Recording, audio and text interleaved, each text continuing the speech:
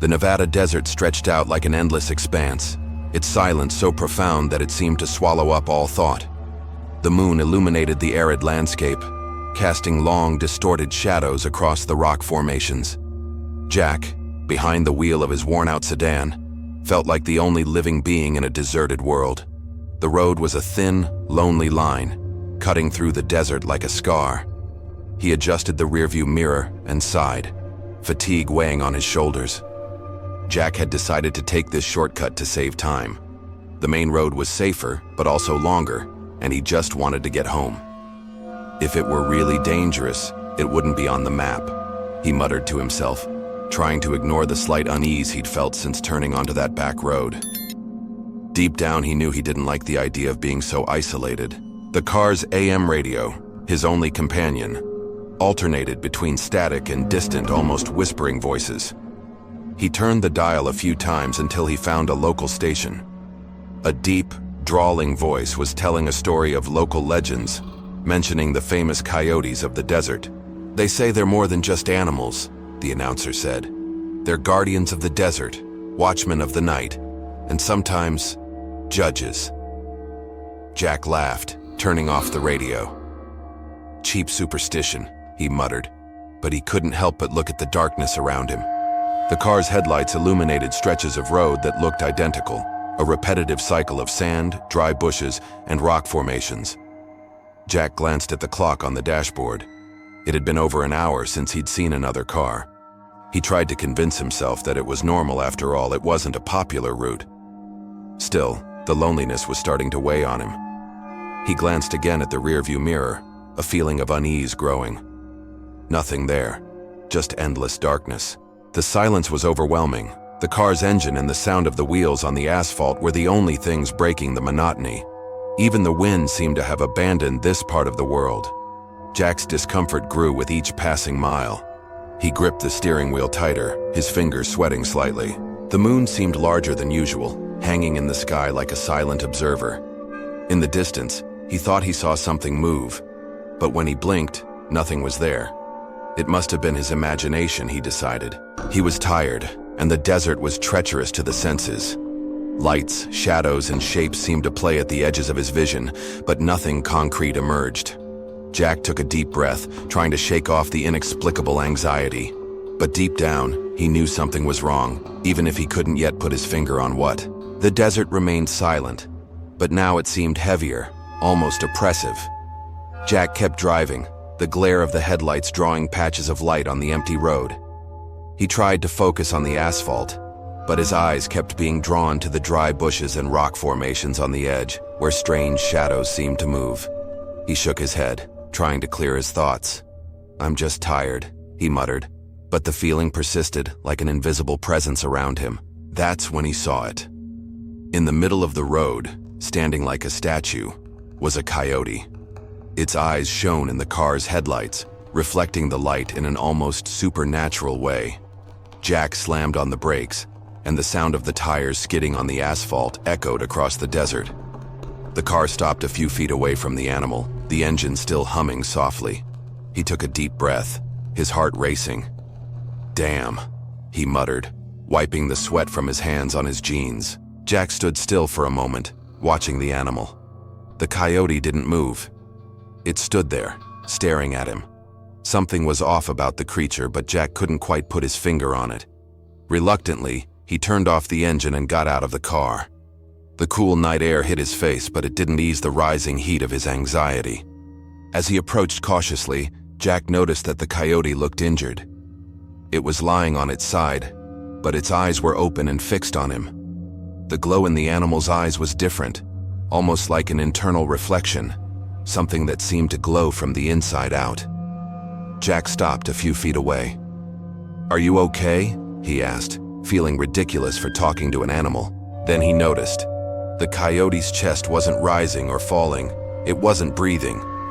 Jack felt a chill run down his spine. He bent down slightly to get a better look, but the animal's eyes didn't waver, as if they were locked on him. This isn't normal," he whispered, backing slowly toward the car. Suddenly, a sharp sound echoed across the desert, like a twig snapping. Jack looked around, but there was nothing but emptiness. When he turned his attention back to the Coyote, something had changed. He couldn't put his finger on it, but the feeling of being watched intensified. The creature was still motionless, but now it seemed larger, more present. Without a second thought, Jack turned and ran to his car. He got in, locked the doors, and started the engine. The headlights illuminated the Coyote once more, and for a brief moment, Jack thought it had moved its head. He stepped on the gas, the sound of the engine filling the void as he drove away from that place as fast as he could. In the rearview mirror, the Coyote was still there, its eyes glowing in the darkness. Jack drove in silence, his fingers clenched tightly around the steering wheel. The Coyote still loomed in his mind like an unsettling shadow. He took a deep breath, trying to convince himself that it was all just a strange coincidence, something that would be forgotten once he got home. But the uneasy feeling wouldn't go away. The road seemed even more desolate now, as if the desert itself was watching his every move. His headlights illuminated the road ahead, but the darkness beyond them seemed thicker than usual, almost palpable. Jack glanced occasionally in the rearview mirror, expecting to see only empty night. However, he began to notice something strange. It was subtle, but he could swear a shadow was moving in the periphery of his vision, always too far away to be defined, but close enough to be noticed. He squinted, trying to see better, but when he focused on the rearview mirror or looked out the side windows, he saw nothing. Only the vastness of the desert. Still, he couldn't shake the feeling that something was following him. The car radio began to hiss, breaking the silence with an irregular, irritating sound. He turned the dial, searching for a station, but all he found were distorted voices and sounds that sounded like quick footsteps on gravel.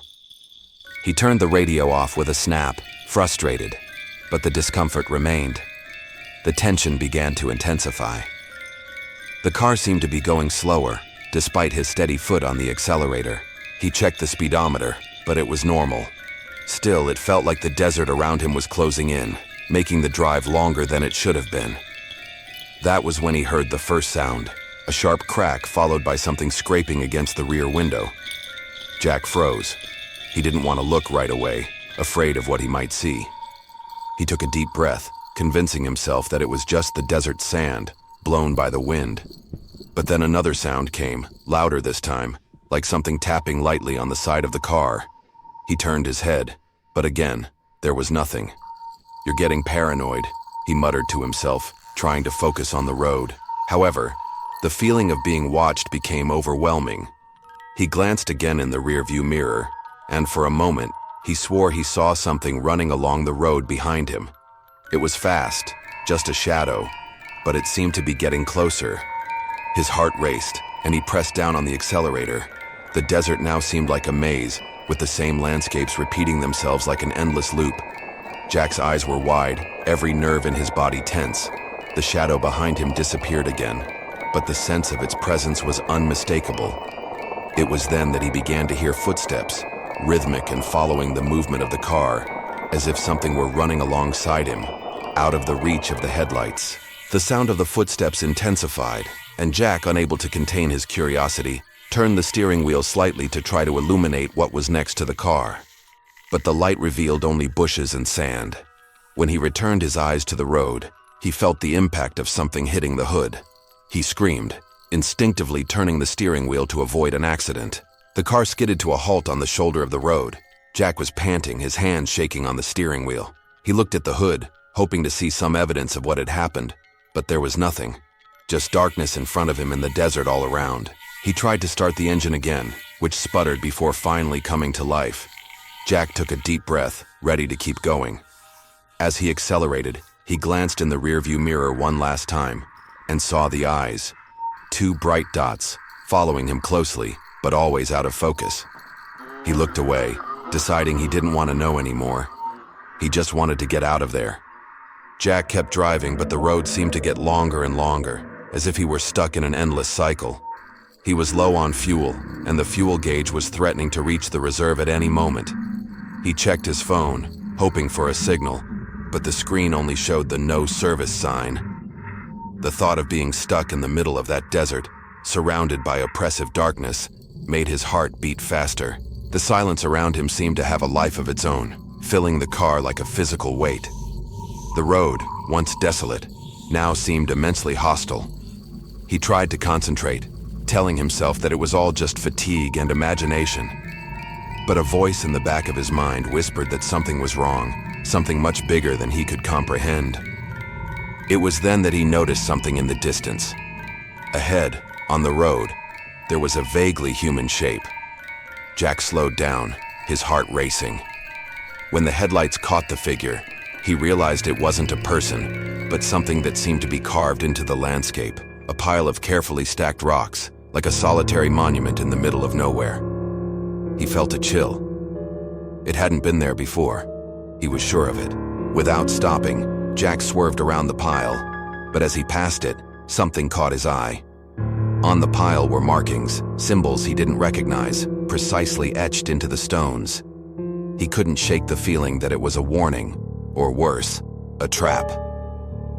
When he glanced in the rearview mirror, the pile of rocks was no longer there. Jack took a deep breath and tried to focus on the road. But the discomfort grew. As he drove on, he began to see shapes on the horizon, humanoid figures moving at the edge of his vision. He blinked, trying to clear his mind, but the figures were still there, like shadows dancing in the desert. When he looked directly at them, there was nothing. It was as if the desert was toying with him, testing his sanity. The car radio, which he had turned off, turned on by itself, emitting an unsettling static. Jack tried to turn it off, but the buttons seemed unresponsive. Amid the hissing, he heard something, a voice. It spoke not in clear words, but in indecipherable whispers that sent shivers down his spine. He tapped the dashboard, trying to silence the radio, and suddenly everything was quiet again. As he drove, he remembered something the gas station attendant had said. The coyotes are older than the mountains here. At the time, he had laughed it off, thinking it was just talk from someone trying to impress a traveler. But now the words echoed in his mind, loaded with a meaning he didn't want to understand. Jack began to notice that time seemed distorted. He glanced at the clock on the dashboard, but the numbers didn't make sense. Minutes passed like hours, and hours disappeared into seconds. He didn't know how long he had been driving, but he felt something holding him there. The desert wasn't just empty space, it had a presence, an awareness that seemed to be watching, assessing. It was then that the car began to slow down. He stepped on the accelerator, but the engine was sputtering. The gas tank finally reached zero. The car stopped, leaving Jack alone in the middle of nowhere. He got out, shining a flashlight he kept in the glove compartment around him. The flickering light revealed only sand, rocks, and dry bushes, but the feeling of being watched was overwhelming. In the distance, he saw something shine. 2 points of light like eyes floating in the darkness. Jack froze. The eyes weren't still.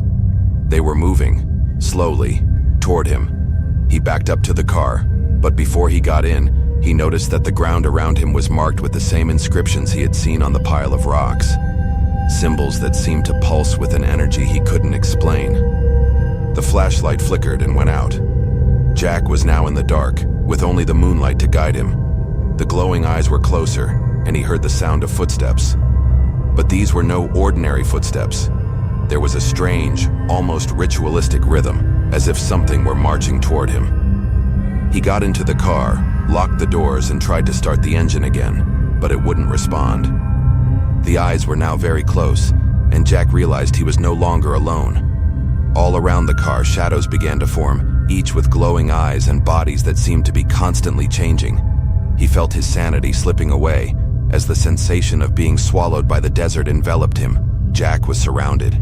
The shadows around the car seemed alive, changing shape every second, but they all had one thing in common: glowing eyes that seemed to pierce his soul. He huddled in the driver's seat, his heart hammering in his chest as he tried in vain to start the engine again. The silence of the desert had been replaced by a low, rhythmic sound, like an invisible drum, echoing around him. Jack tried to control his breathing, sweat dripping down his forehead. He knew he couldn't stay in the car. The engine wouldn't start, and the shadows around him seemed to be getting closer and closer. With a shaking hand, he grabbed a tire iron from the passenger seat. It was a weak weapon, but it was all he had. He slowly opened the door and got out. The desert air seemed heavier, almost suffocating. Jack faced the coyote, which watched him without moving. He shouted, hoping to scare the creature away, but his voice sounded weak, almost ridiculous, against the crushing silence. The coyote took a step forward and Jack instinctively backed away. The shadows around him began to move, forming a circle that trapped him in the middle of this surreal scene. "What the hell do you want?" Jack shouted, his voice shaking. The coyote tilted its head, as if pondering the question. Then, almost imperceptibly, it growled. A low sound, but loaded with meaning. Jack sensed that this was no mere animal. It was something much older, a primordial force that had inhabited this desert long before any roads or civilization existed. The creature took another step forward, and Jack raised the tire iron, ready to strike. But before he could move, the coyote's eyes glowed with an intensity that made him drop the weapon. He fell to his knees, unable to look away, as if some invisible force were holding him in place. The shadows around him seemed to dance, as if in celebration. Jack realized with growing terror that he was being judged, not by words or gestures, but by a force beyond his comprehension. He tried to scream, but no sound came out. The coyote took the last step, coming within inches of Jack, and with a slow movement, inclined its head as if offering a choice. Then all was silent. The silence of the desert was absolute, heavy as a rock on Jack's chest. He remained kneeling, the coyote standing before him, still as a statue. The creature's eyes still glowed brightly, but now they seemed to carry an ancient weight, as if they were revealing secrets that no one should know. Jack felt his mind fragment, the edges of reality beginning to blur. The desert around him seemed to pulse, as if it were alive, watching. The shadows that had once danced around him were now static, forming a perfect circle. Jack felt there was no escape. He couldn't explain it, but he understood, on some deep, primal level, that this was a trial. The coyote was the executioner, and the shadows were the court. But he didn't understand the crime. What choice was he supposed to make? What sacrifice was expected? Then the coyote tilted its head again, its eyes glowing even brighter, as if they were invading Jack's thoughts. It was then that he realized the coyote wasn't asking for something material. It was a test of understanding, of acceptance. Jack would have to give up something essential, something he didn't yet know if he could let go of, his fear, his identity, or perhaps his very sanity. Fighting the feeling of being consumed, Jack closed his eyes and tried to think. But his mind was filled with images of distorted figures, glowing eyes, and symbols carved into the stones. He tried to scream, but his voice wouldn't come out. He felt tears streaming down his face, not from sadness but from pure despair. Then the silence was broken. A voice echoed inside his mind, low and deep, but clearly not human.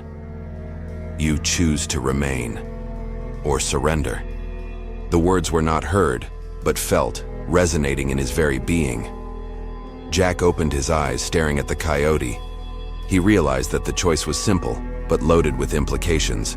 To remain meant to fight, to resist the desert and what it represented. Surrender was about giving oneself over to the unknown, to the desert itself, becoming part of it. Jack struggled to his feet, his legs shaking. He looked around, trying to find some sign of salvation, but all he saw was endless emptiness. The coyote watched him, motionless, awaiting his decision. With a last breath, Jack took a step forward, toward the coyote. He didn't know if this was an act of resistance or surrender, but it was his choice. His vision darkened, and he felt the ground disappear beneath his feet. When the sun rose, the road was deserted again. Jack's car remained parked on the shoulder, covered in sand and dust as if it had been there for decades. There was no sign of Jack or the shadows that had surrounded him. Only the desert, vast and silent, holding yet another secret in its sands. In the distance, a lone coyote watched the horizon. Its eyes glowed, reflecting the rising sun. Thank you for joining us on this chilling ride through the shadows of America's roads. If you crave more spine-tingling tales from the dark asphalt, make sure to hit that subscribe button and give this video a like. Your support keeps these haunting stories alive. Stay tuned, because on these roads, the next nightmare is always just a mile away. Welcome to Asphalt Horror.